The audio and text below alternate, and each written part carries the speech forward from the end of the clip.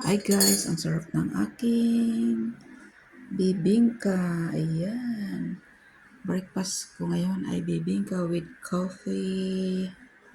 Ayan guys, sarap guys. Ayan. Diba? Sarap ng aking bibingka. Sarap siya kasi malamig na. Ayan guys, kain tayo guys. Breakfast ko ngayon ay, ayan.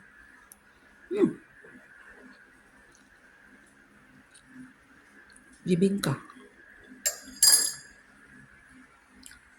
Ayan, sarap.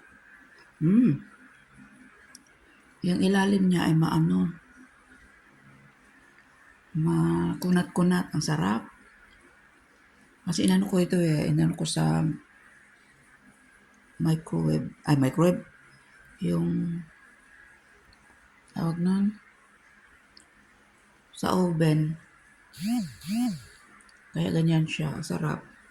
Tapos yung ilalim niya, kumano siya makunat, ang sarap. Malot na yung ilalim. Parang sinaing siya.